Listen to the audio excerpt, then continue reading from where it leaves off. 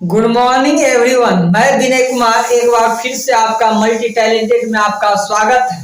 आज हम लोग हिंदी व्याकरण के एक मजेदार टॉपिक्स को हम लोग डील करने वाले हैं।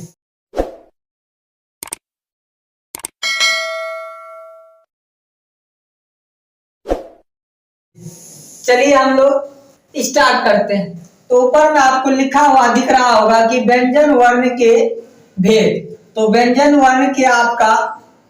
वर्ण के मुख्यतः 5 भेद होते हैं। कौन कौन? एक होता है स्पर्श व्यंजन, दूसरा आपका होता है अंतस्थ व्यंजन, और तीसरा आपका ऊष्म व्यंजन, और चौथा संयुक्त व्यंजन, और पांचवा अयोगवा होता है। तो क्या क्या होता है? तो आपका स्पर्श व्यंजन, अंतस्थ व्यंजन, ऊष्म व्यंजन, संयुक्त व्यंजन और अयोगवा होता है।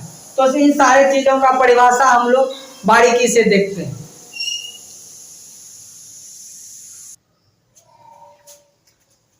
तो हम लोग देखते हैं स्पर्श व्यंजन वर्ण का परिभाषा क्या होगा। तो स्पर्श व्यंजन वर्ण, तो जिस व्यंजन वर्ण के उच्चारण करने में, क्या बोलिएगा? जिस व्यंजन वर्ण के उच्चारण करने में जिह्वा का कोई भाग मुंह के किसी अन्य भाग को छूता हो, उसे क्या कहते हैं? उसे स्पर्श व्यंजन कहते हैं। तो क्या बोले, मेरे साथ बोलिए कि जिस व्यंजन वर्ण के उच्चारण करने में जिह्वा का कोई भाग मुंह के किसी अन्य भाग को छूता हो, उसे स्पर्श व्यंजन कहते हैं। स्पर्श व्यंजन वर्ण की संख्या 25 है। ये कहां से गिनती आता है? क से लेकर म तक ये 25 स्पर्श व्यंजन है। ठीक है ना। अब आगे देखते हैं अंतस्थ व्यंजन। अंतस्थ व्यंजन की परिभाषा क्या है? जिस व्यंजन वर्ण का उच्चारण मुंह के भीतरी भाग से हो। क्या हो?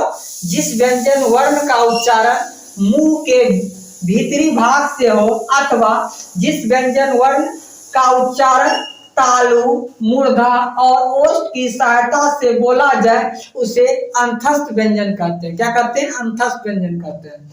अंतस्थ व्यंजन में आपका आ जाता है य। क्या आ जाता है? य, र, ल, व।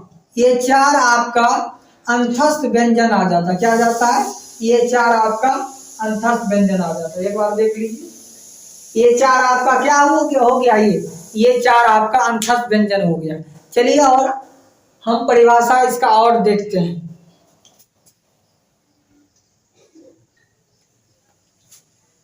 चलिए हम लोग अब ऊष्म व्यंजन को देखते हैं। तो उस व्यंजन का परिभाषा क्या है आपका?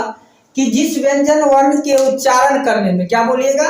कि जिस व्यंजन वर्ण के उच्चारण करने में मुंह में सुरसुराहट, क्या बोलिएगा?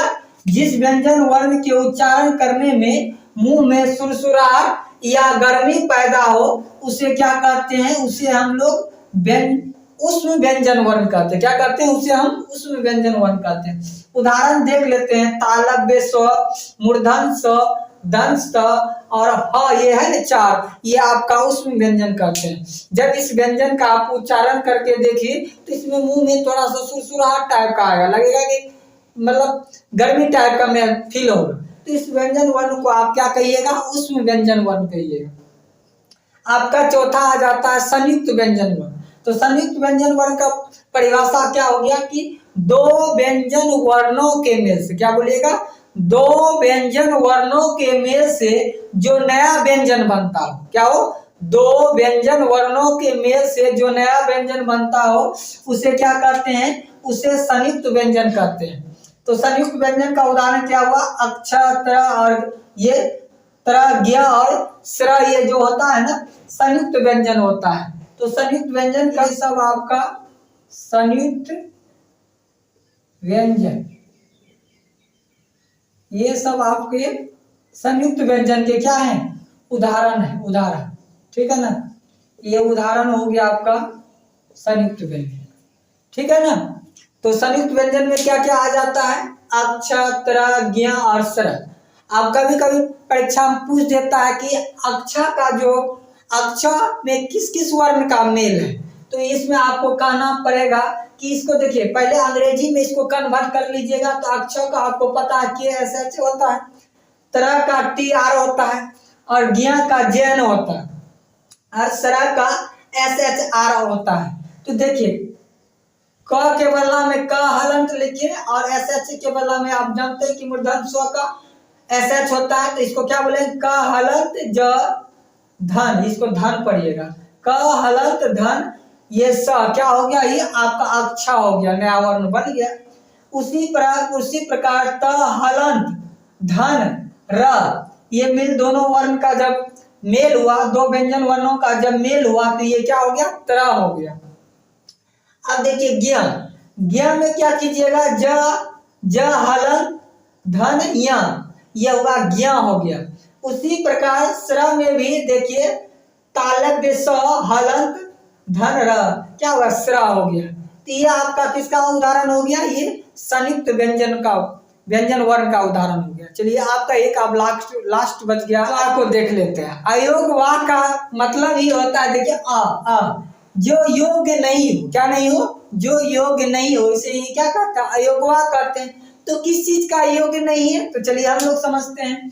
कहता है कि ऐसी ध्वनियां, आपको पता है कि किसी भी वर्ण को उच्चारण करने के लिए हमको ध्वनि की आवश्यकता होती है। तो ऐसी ध्वनियां जो न स्वर हो और न ही व्यंजन हो, उसे क्या कहते हैं? उसे हम लोग अयोग्यवाह कहते हैं। क्या कहते हैं? अयोग्यवाह। अयोग्यवाह में आपका क्या क्या आ जाता है? अनुस्वार और विसर्ग। क्या आ जाता है? अयोग्यवाह। जैसे आप अ अनुस्वार और अ विसर्ग, क अनुस्वार और क विसर्ग, ये क्या है? अयोग्यवाह है। तो चलिए, तो वीडियो कैसा आपको लगा? अच्छा लगा तो प्लीज एक दूसरे को शेयर करें और दूसरे को आप इसके विषय में बताएं, ठीक है ना? चलिए, हम लोग नेक्स्ट वीडियो में फिर मिलते हैं। आपके लिए इसी तरह हम लोग वीडियो लाते रहेंगे। हम अब की बार प्रयास किए हैं कि 2025 उन तमाम छात्र एवं छात्राओं के लिए ये वरदान साबित होने वाला है। तो हाँ, मेरे आप वीडियो में बने रहिएगा, तब तो हम आपके लिए इसी तरह वीडियो लाते रहेंगे। Best of luck, next video में फिर मिलते हैं।